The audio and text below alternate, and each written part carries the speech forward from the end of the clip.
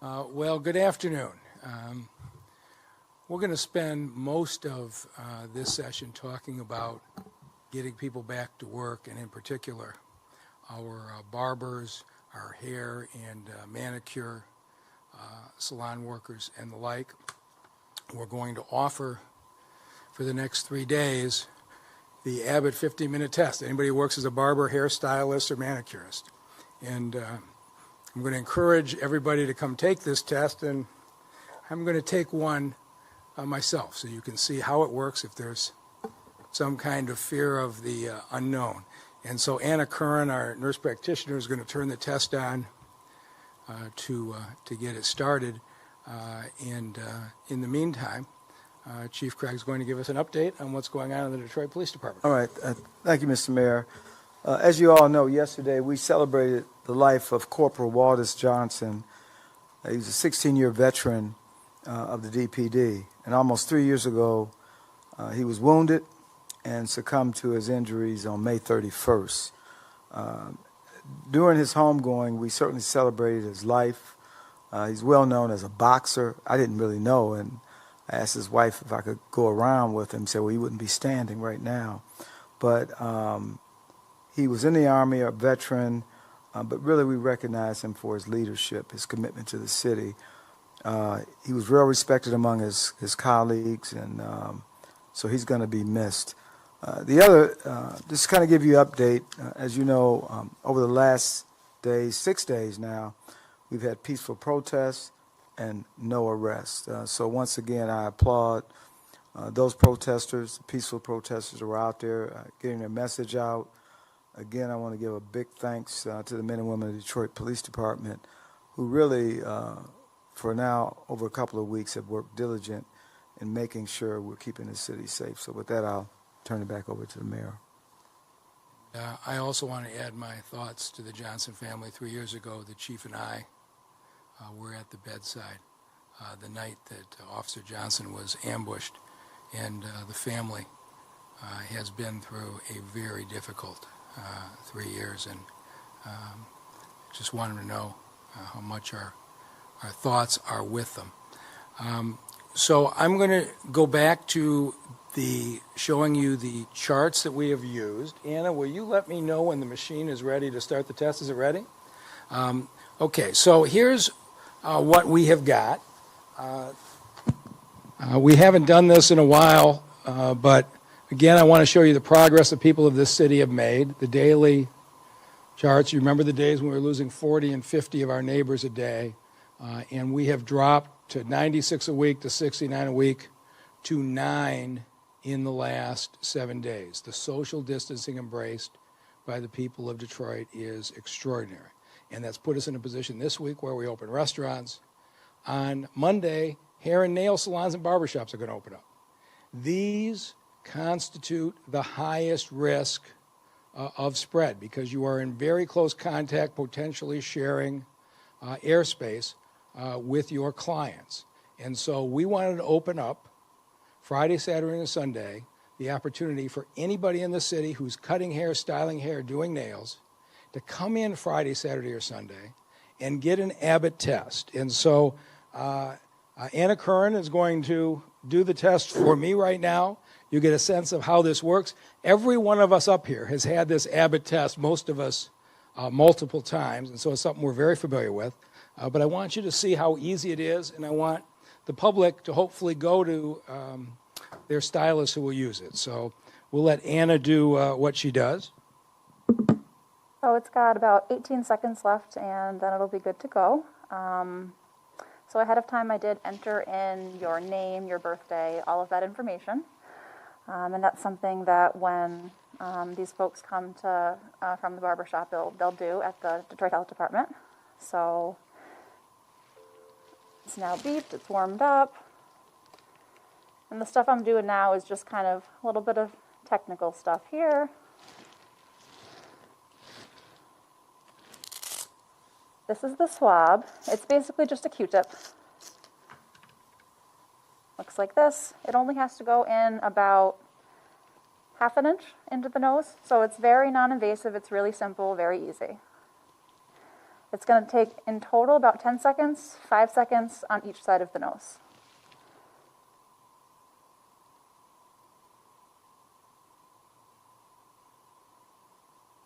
It's 5 seconds on the first side. I'm going to go to the other side.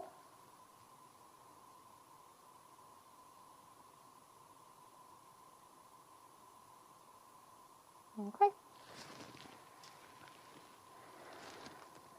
And then I have to swish it kind of in this little media here for about 10 seconds.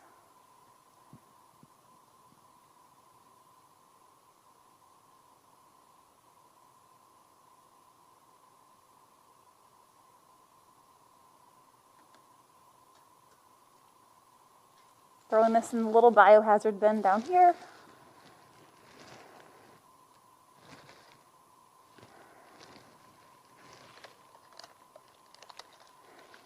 And now I'm taking the sample and basically transferring it into the thing that's actually going to read it.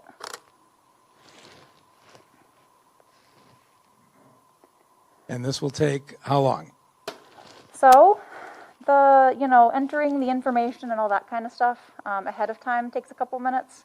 And then once you close the lid, it takes up to 10 minutes to get a result. So in 10 minutes, we're going to find out together whether I'm positive or negative. If I'm positive, this will come to a quick end, this press briefing.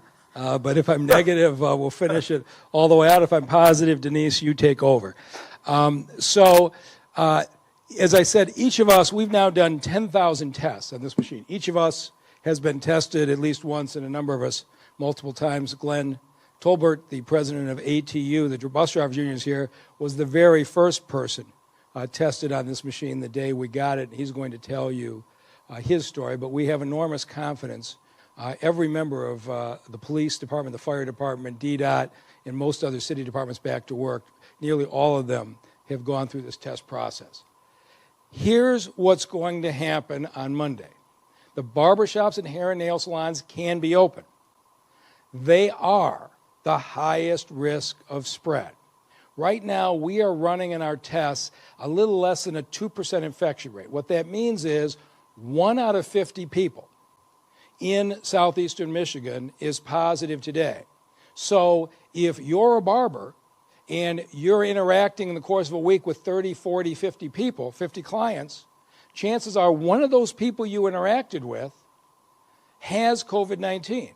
Now, if you're in a mask and they're in a mask, your chances of not getting it are quite good.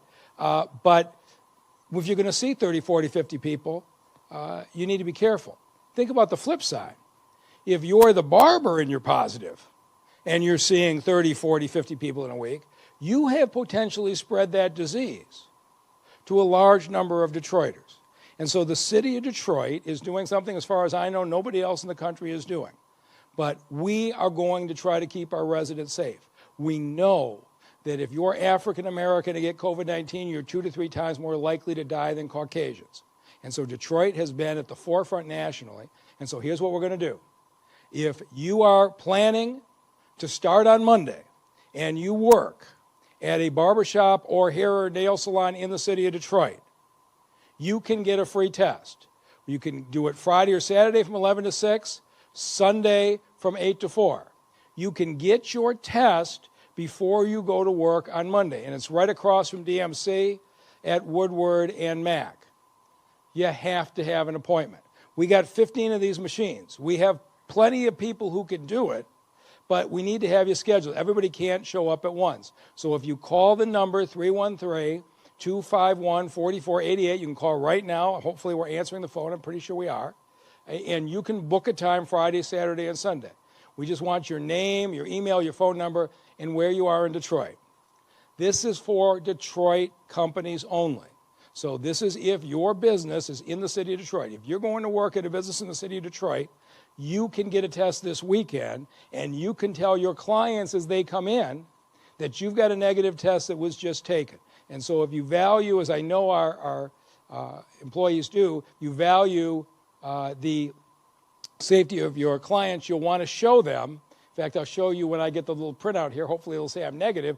You will be able to post that, and you can show people what day you tested negative. And if you want, we will offer you a retest every 2 weeks. You can come back for free to the health department and we will retest you.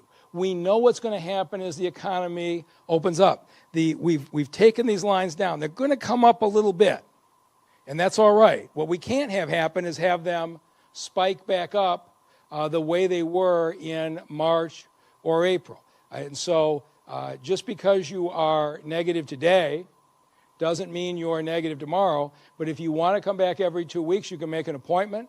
And I want to have the one city in this area where if you go in for a hair and nail appointment, you know that the people servicing you have up their sticker, and they can tell you exactly when they tested.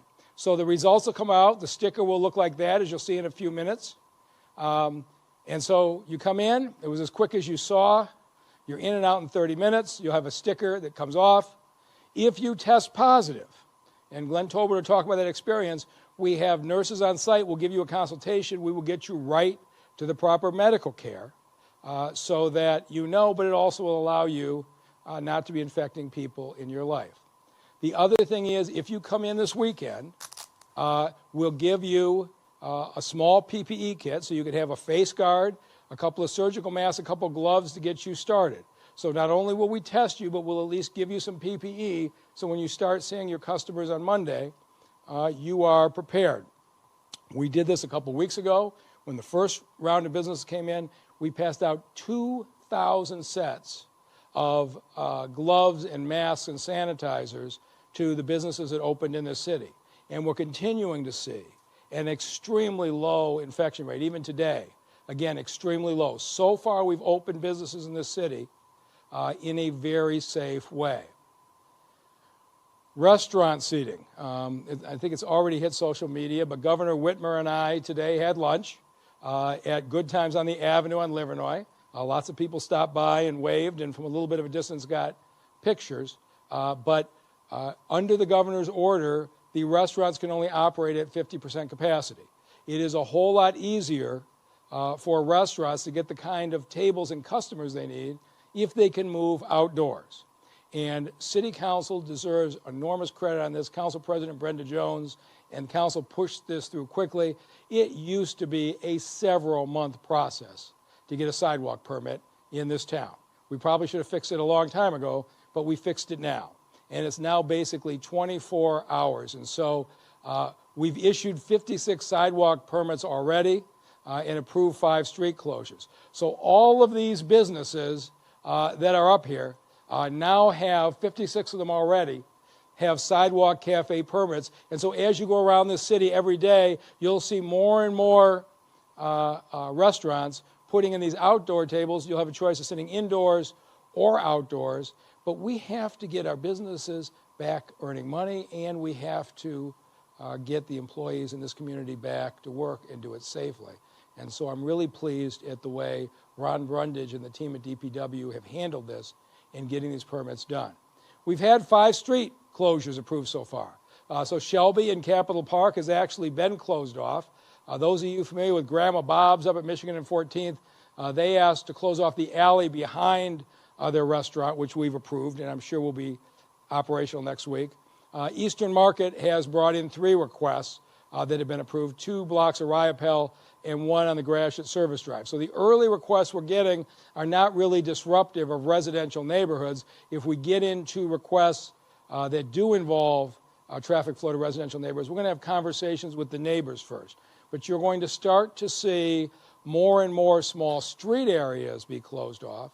And I hope that we will go out and patronize our fellow Detroiters and their companies. So that is what we're doing on that side. This is all possible.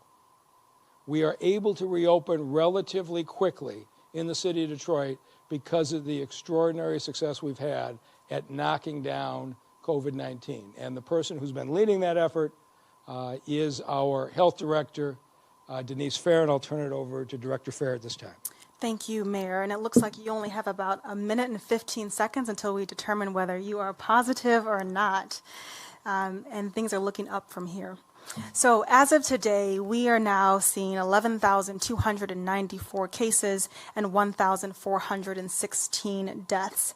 Now, the number of new daily cases is hovering right at around 20 or so, half of which are asymptomatic. So these are people who are testing positive and they don't have symptoms. We're also seeing that 20% of the newer cases are coming from those in their 20s, which is much higher than what we've seen to this point. So we at the Health Department will continue to monitor our data. And if you are watching and you are a resident, I encourage you to go online to our dashboard at detroitmi.gov/health so that you can see the data for yourself. Now, I do want to talk to the salon and barber shops and nail salon owners. We're all excited that you are going to open on next Monday. And I do encourage you to get tested at the Health Department. The process is really easy, as Mayor Duggan has shown you. Now, when you do open next Monday, it's really important that you practice these safety precautions when you are interacting with a customer. So first, avoid walk-in services and consider limiting services to clients by appointment only. Adhere to social distance guidelines. So for instance, ensure one empty seat is between each guest in the waiting area and also in the salon chairs. You can also consider closing the waiting areas and try to keep clients from entering their salon before their appointment. Also, check the temperature of your staff and even your customers before they enter the building. Another idea is to use touchless payment options. Finally, have an abundance of alcohol-based hand sanitizer at stations around the shop for your customers. Wash your hands in between each client with soap and water.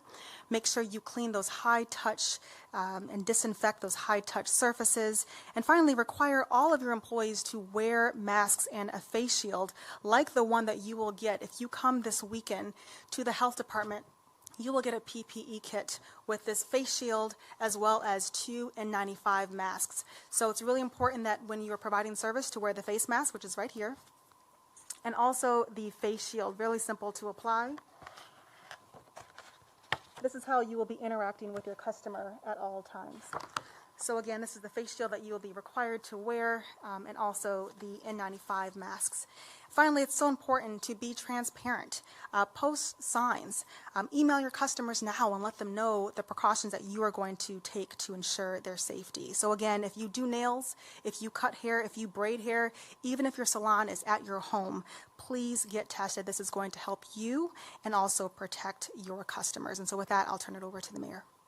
All right, so Anna, we're going to get the verdict here. You were negative. I'm glad to hear it. So typically when you come into the clinic, we print out 2 of these.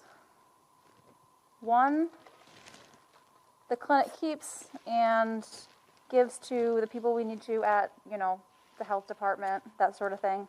And one goes home with you so that you have your own proof. Go ahead. So thank you to Anna Curran and Henry Ford Health System, which has contributed Anna and a lot of other staff who have been fighting this. And so I've got a little piece of paper that tells the date, and it says I'm negative. And I would encourage our barbers and hair and nail salon workers, tack this up, or it's a sticker. You can pull it off and stick it up. But I would love to see the culture of this city that when you go in to your hair and nail salon, you say, hey, when were you tested, and do you have the result posted? We have to keep the spread of this disease down, and nobody wants to be 3 or 4 weeks with the governor ordering the closing of hair and nail salons again. We don't want to have to go through that. I know the governor doesn't want to have to go through that. And that means that we have to make sure that we do this safely. There has not been an issue, I shouldn't say no issue, but the biggest service issue that I've heard in this city in the last 3 or 4 weeks are people continuing to talk to me about how crowded the buses are on DDOT. And so Glenn Tolbert and the Drivers Union had a very reasonable request on March 17th.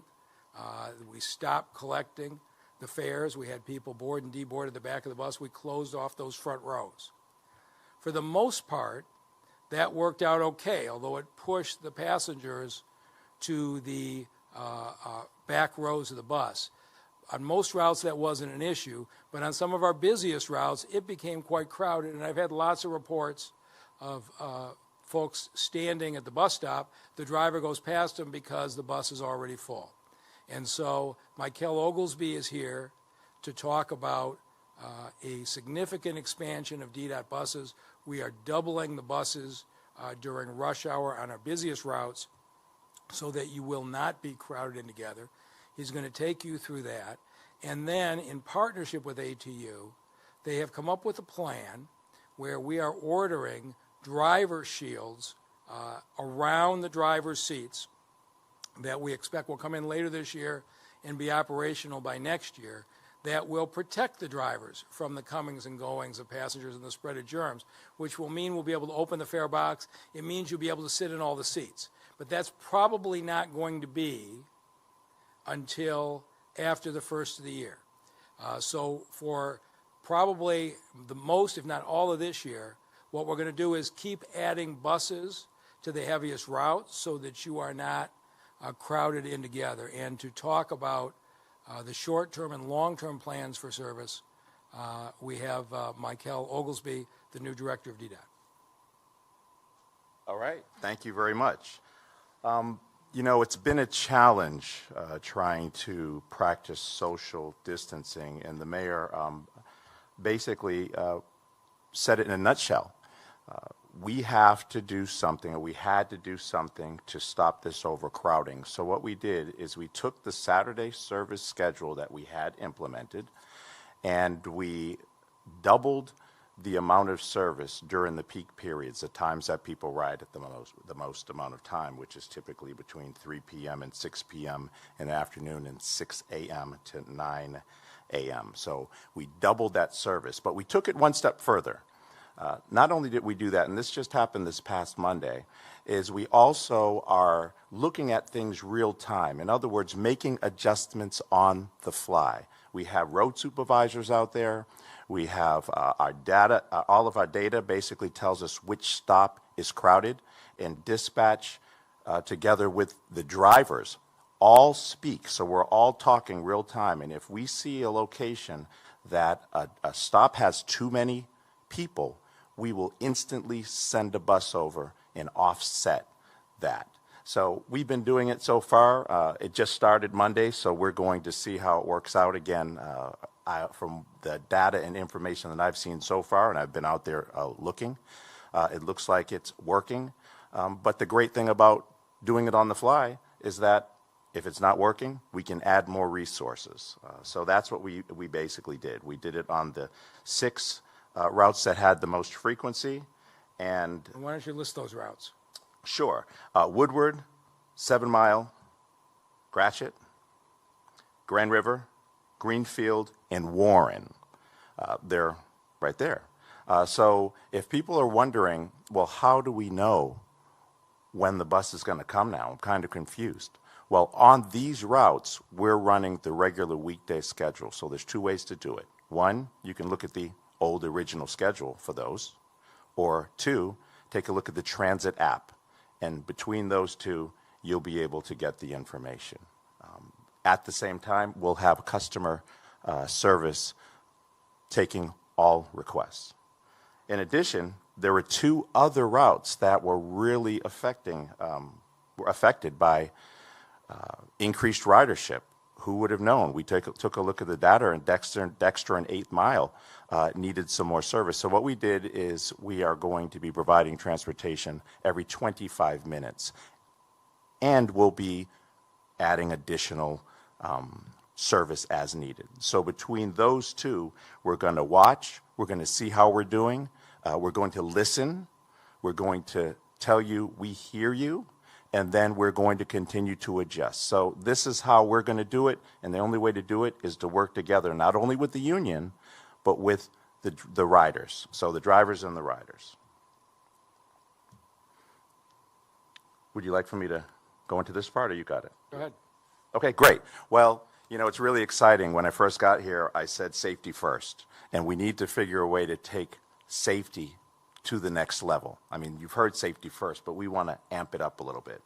So I worked very hard with President Tolber on a solution that will allow us to eventually get to the point where we can collect fares, but more importantly, protect the driver and protect the passenger. The way to do that is with a safety barrier. So there is an incredible safety barrier that we're going to be getting. It's top of the line. It has a separation between the rider and the driver. It actually has an electric window, you can't see it there, that goes up and down. And it also has 2 fans that blows air in and out. We're in the process of getting these on board and getting them ready.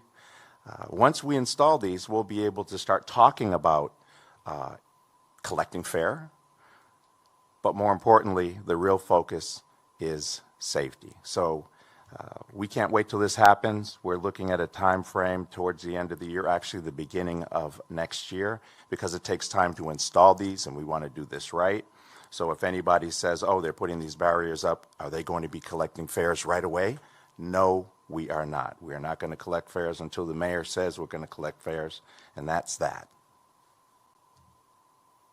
So we have done this in partnership, and a number of you remember on March 17th when the drivers did not leave the terminals, and I went out and sat down with Glenn Tolbert, the union president, and they convinced me that the issues they had were legitimate. We were going to address them together. You've seen a level of cleanliness, indeed, at buses that are probably you haven't seen in most folks' memories. We've had better protection for our drivers, but one of the things we talked about that day was, did the drivers want a door? And the feeling was that there wasn't really a product that drivers felt comfortable with. You get in and out quickly. And so before we did anything, we wanted to vet with the drivers themselves, is this something you want? And I'm glad to say that the ATU president is here and is sitting with his fellow COVID survivor, Chief Craig. And with that, I'll turn it over to Glenn Tolbert. Good evening.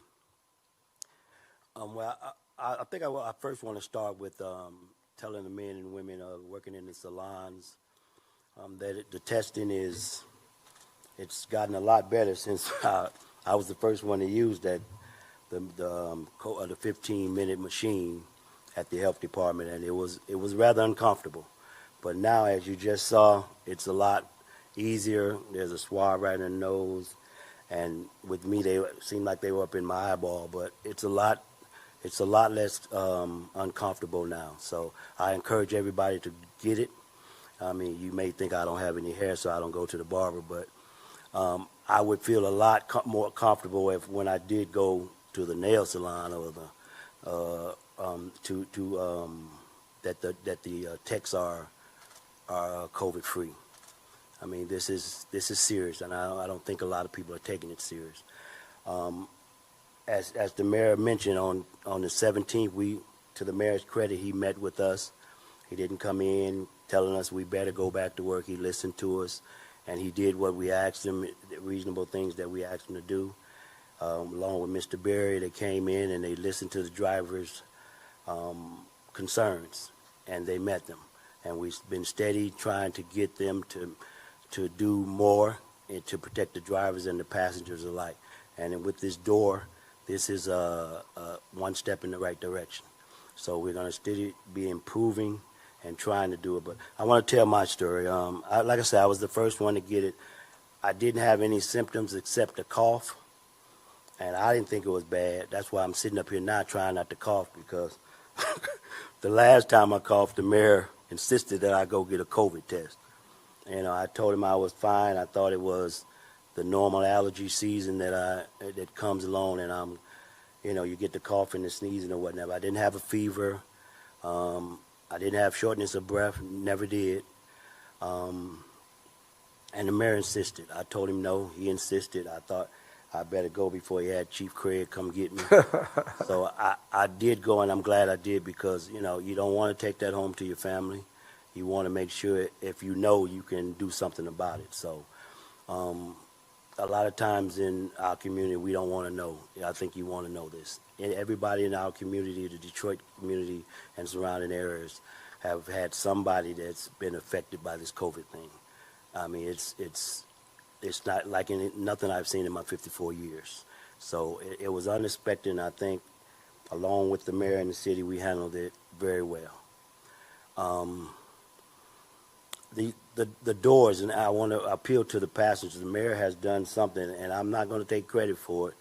We've been working together to make it safer and safer for the bus. You know, closing the front door, getting the social distancing together, stopping the overcrowding. And the mayor took it upon himself to put masks on the bus for the passengers. And I want to appeal to the passengers. They're there for you. And you don't need but one. You don't have to take 5 or 10. There'll be some there tomorrow. Take and wear it so that you can protect yourself and your fellow rider, as well as the driver.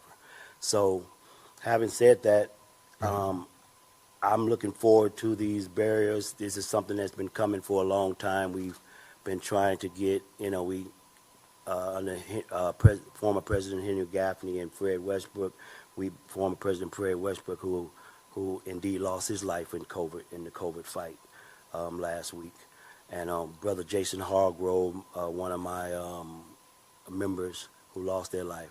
On behalf of them, I appeal to you to do your part. Do what you can. I mean, we can't walk around worrying, but you have to do your part. I don't worry about it. I'm a survivor, and I'm a COVID survivor, and I do what my part by washing my hands, by social distancing, by wearing my mask, and I encourage everybody else to do it. And help your fellow bus drivers, because we need them out there. In order for what the mayor and Director Michael suggested to work, I need the drivers at work, and we don't need them getting sick and going out. So I need you to try to do your part to make sure everybody's coming to work, and we're doing, because we've made sacrifices since this thing started, being out there, and we're going to continue, the men and women of DDOT and Local 26 ATU, we're going to continue to do our part. We need everybody to do their part. Thank you. Thank you. So you can see how we're bringing the economy of the city back to life with the highest safety standards. We are not going to shut down again. We're going to do this the right way. With that, we'll take any questions.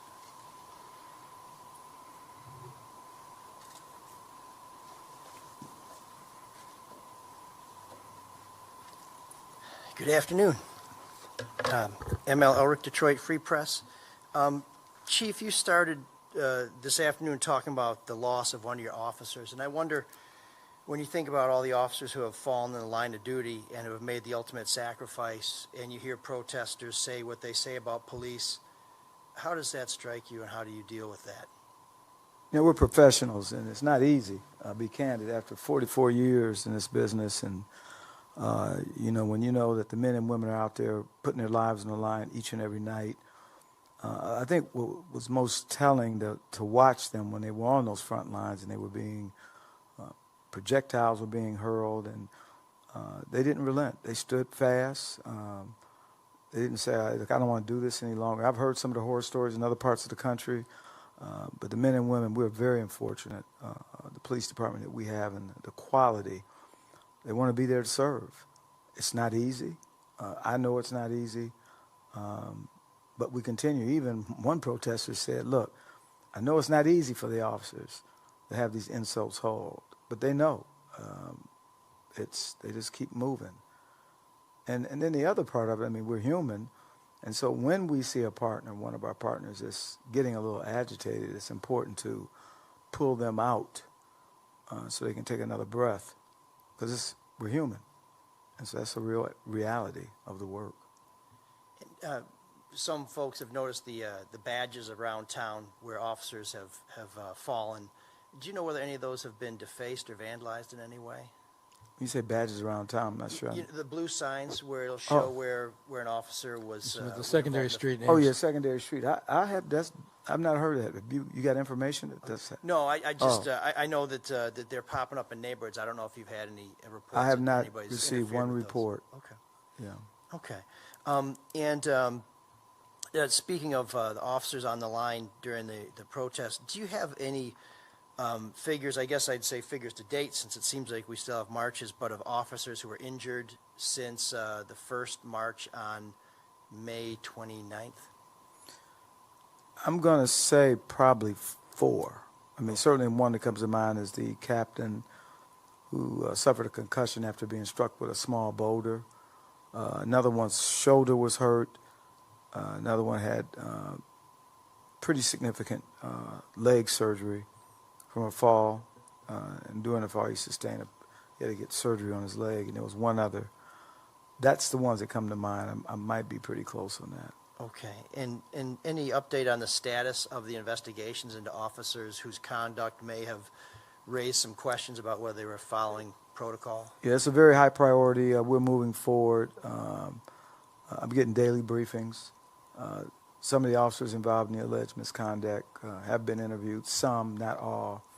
So we're making good progress. I'm very satisfied where we are with the investigation. So still ongoing for It is still ongoing, Okay. yes. And does the department keep track of any total numbers or running numbers of marchers, protesters, demonstrators, if you will, who have said that they've been injured or who have filed complaints? Well, we absolutely, when we take the complaint, of course, some of them are going to the Office of Chief Investigator of the Police Commission, some come to us. So when they come into us, of course, we open a complaint investigation, and it's a numeric tracking system. So that's being done. And so every day we get one, and someone might send us a video. It may be a duplication of what we're already investigating. But every person that sends us information about an alleged misconduct, we open an investigation or determine whether or not it's a duplicate. Okay. Do you have a rough number or a sense of how many of those have come to DPD at least? I don't have that number. We can get that.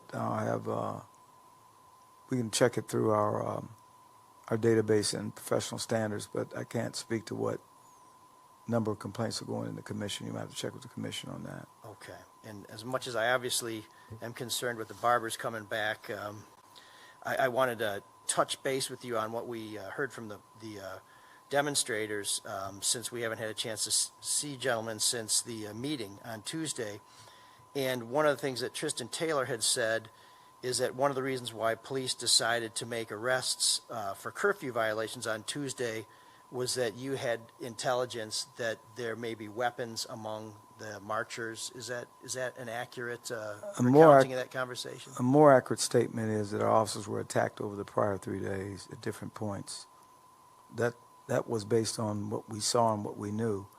And so it wasn't like it was information that we just heard about, and so we decided to make arrests. Our officers were attacked. Okay, but so there wasn't a specific intelligence on Tuesday that said there may be something go on within that mass of people that may ignite? Well, it'd been rough for the prior 3 days. Sure. I mean, so I don't recall getting anything specific. Okay. We may have. A lot of it was we were closely monitoring the protesters, and certainly on some days we saw that there was significant agitation. And again, I think I reported out maybe last week where the day I decided that we wouldn't enforce, there was a different spirit among the group. It was almost celebratory. And so it was in my judgment, based on what I saw, based on, we'll use the word intelligence, that we didn't think that it would be a violent protest. Okay. And so use a discretion not to enforce the curfew. Okay, and this is his characterization, so we want to do our best to get all parties It's to... not an accurate characterization. Right. Okay. So, Mr. Mayor, can you talk a little bit about what happened during that meeting on Tuesday? I don't know if you've heard some of the things Mr. Taylor said coming out. I can certainly relate some of them, but what was your impression? Well, and the conversation was actually not a lot different than the conversation they had at 4 o'clock with their other protesters. I have enormous admiration for the commitment of the folks who have gone out, and they're raising their voice to change systemic racism and criminal justice in America. But what I pointed out to them is there are a lot of other protesters too. The 4 o'clock group is not the only one. We've had thousands of people out at Belle Isle on the DeQuinder Cut on Saturday. We've had high school teachers. There have been a lot of protests, and because this particular group that leaves at 4 gets the media coverage because of the drama, the curfew, I think there are a number of groups in the city, and you saw that, who feel like this group is somehow the spokesperson for all community activists in Detroit. And our point was, we respect what you've done. We want you to be a part of change. But there are a lot of groups in the city that have been working for a long time on police-citizen relations. The Detroit 300s, the National Action Networks, the Tafari Brents, the Negus Vus, the D-Live groups, and many of them. What we said is, if you want to be a part of this, your contribution will be respected, but you can't displace all of these groups. They raise the issue of evictions. We've had 40 organizations that have gone door to door in the last 3 or 4 years to keep people in their homes, get them property tax exemptions, get them into payment plans. We're in meetings by the day to get $2 million out to lawyers to fight landlord-tenant cases when the court reorganizes. And you got people like United Community Housing Coalition and Ted Phillips and Michelle Oberholzer or Linda Smith at USNAPAC. We said, look, your group has not been out at the dining room table helping people get into these plans and avoid it. But if you wanted to devote your efforts, they would certainly be welcome. But I wanted to be clear. I spent 2 hours with them, and I listened and I learned a lot. But I also said that there's an impression from the way the media is covering that this group that starts marching at 4 o'clock represents all community activists in Detroit, and they need to be a part of this. And I think that was the nature of the conversation. Whether they like that or not, I'm not sure, but I think you saw later on that what Chief Craig and I are hearing from activist groups around the city saying, why is the group that starts marching at 4 o'clock the one that's acting as if they're representing the city on these demands? I think there's a lot of folks who feel like they've been putting years of work in, and I wanted to make clear that the folks who have been here are not going to lose their seat at the table. Sure, and the Free Press has been at the DeQuinder Cut, and we're going to be somewhere, I think, at 4 o'clock today, so we've covered as many as we can. The protesters did say that they thought you were there for an hour and then had to leave, not 2 hours. I was there from 10 to 12. I think the chief left at 11:30. I left at 12. Okay. No, the Conrad Mellon and some of the others stayed beyond after the time I left. Okay, and I think what they related at their gathering was that impatience, and that they were told you can be on this committee or we're already working on this, and there was some outreach from the city to say here's where we are on the issues that you are concerned about, but their feeling was that it sounds like they're going to try and move forward on their own. What do you make of their ability to impact city policy going forward with that attitude? You know, I think the people of this city strongly support their efforts and their message to change the criminal justice system in America. When they take a position that we should get rid of green light, the great majority of community activists in Detroit don't agree with that. Green light is a product of community activists. It was neighborhood group after neighborhood group going up to their party store and their gas station. In a number of cases, neighborhood groups marched on gas stations that were unsafe until they put in green light. So when somebody says, I'm speaking for Detroit, and you've got literally, we have 700 green lights, almost all of which came about because of neighborhood requests. Again, there is a feeling that says, and this is what I try to say to them respectfully, you can't displace the people of this city who have been at the table and working on these issues. You should be a part of it. I know they didn't like that, but the fact that they start marching at 4 o'clock and they get TV coverage because of the curfew does not displace all of the residents of the city and all the activist groups that have been working for years. And so if they dismiss that as I said they had to be a part of a committee, that may be their interpretation. What I was saying is you need to be respectful of the groups in the city who have been working hard on these issues for a lot of years. Okay, and Mr. Mayor, last question on this topic. You had, at least from me, you had said before the meeting, one of the things you were curious about is whether or not this would be an all or nothing type of meeting, whether you'd find some common ground and some issues where you might be able to work together on. Reflecting on that meeting, where do you see it now? Again, we'll see. The list of 23 demands they handed us at the meeting did not include getting rid of the cash bail system. And I was surprised at that. And I asked him why. To me, that's one of the most fundamentally racist parts of our criminal justice system. Why isn't it on the list? And basically they said, oh, they forgot, was their answer. But my point really is this, that their group has a significant number of people outside the city of Detroit. Something like changing the cash bail system is going to require a change in Lansing. They could be extremely effective allies with Detroit legislators if the people in their group were all lobbying their own legislators in surrounding community. And we talked about the fact that if we work together, we could potentially get fundamental change in Lansing, and they seemed interested in that. But again, so I think there are areas where we agree. I told them if they would put their energies, we're going to have a whole lot of people facing eviction coming up. We got a whole lot of people who should not be paying property taxes with the exemption, where we're going to be knocking on doors and sitting down in living rooms. I said, if your dedicated marchers would be willing to make that same commitment to go into people's homes and say to them, here's the lawyers that we can get you to protect your rights. Here's the option you have if your landlord doesn't have their house up to code. Here are the payment assistance we have. If they would put that same energy into going into the homes of residents of Detroit and helping, they could be an enormous asset to helping people in the city. And so I asked them to consider that.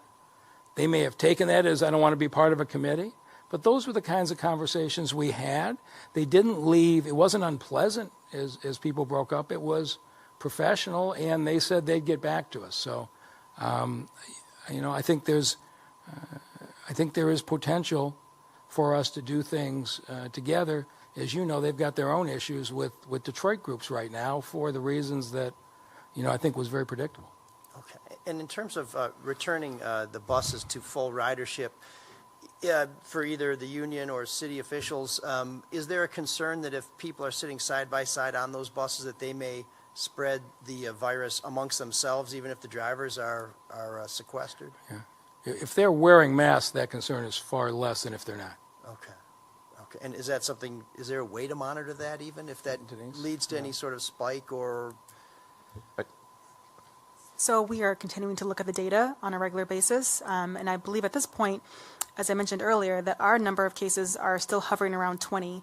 And we have reopened the city, but we have not seen a spike yet. It's going to take a little bit of time before we do see one, and hopefully we won't. But as the mayor did indicate, that if you are wearing a mask, if you're practicing social distancing, we shouldn't see that spike. Okay, great. Thank you very much.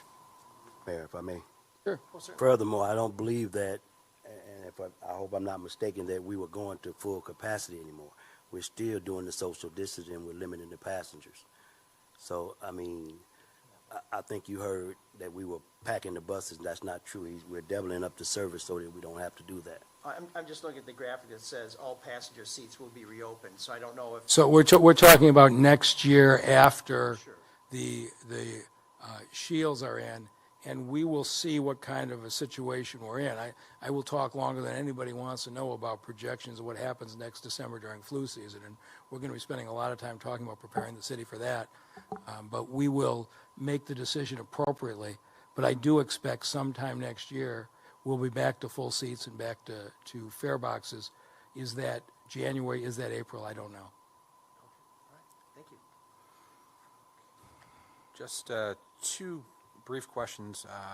One from Bridge Magazine. This is for the chief primarily, but also for the mayor if he wishes to weigh in. I want to know if the recent events with the protests changes your thinking at all in terms of receiving U.S. Department of Justice money for the Operation Relentless Pursuit. I'm confused with that question because, in fact, what I do know, I've gotten feedback through the U.S. Attorney's Office that General Barr was praising how we handled the protests here in Detroit. As you know, we were one of the a few cities, I think Boston may be the other one, major cities that didn't see large-scale looting, property damage that you saw in other cities. So that's never been. And I don't think we aren't directly funded by that, are we? No, we're not directly funded. So it's not a matter of accepting funding. As I understand it, they were talking about spending money within federal agencies. To my knowledge, it was not money coming to the city. Right? Yeah, I think that there was some talk about maybe overtime, but it's not even there now. It's really funds that are going to the U.S. Attorney's Office and maybe bringing in additional agents on the ground to work with our officers, but I've not heard that. Okay. And then for Ms. Fair, last question for today. Louis Aguilar from Bridge Detroit wants to know if you can share what the infection rates have been at the senior apartment buildings. Sure. So just for some history, middle of April to the end of April, our first round of testing was about 24% for the nursing homes. So far, now we're at about 5 to 10%. Starting tomorrow and for the next week, we're going to test 7 facilities, so 7 nursing homes. So we expect that the infection rate will be much less. We're going to test those 7 facilities that have the highest the highest mortality, as well as the highest number of cases. That's where we are for the nursing homes. For the senior apartments, we're nearing completion of testing about 70 facilities, which is almost about 4,000 seniors, and we're still at 1%, which is extremely low, and I'm really proud of the team and the work that they're doing. All right. Thank you very much. 他们是一群前线英雄，而你可以用一个小举动来报答他们，就是完成2020年人口普查。这些数据可以帮助社区规划，并分配资金给全国各地的医院、诊所和紧急服务。准确计算可以帮助公共卫生局确认所需资源，以保护我们的社区。立即上2020 census.gov 填好问卷，开展我们的未来。即刻上2020 census.gov/languages 回复人口普查。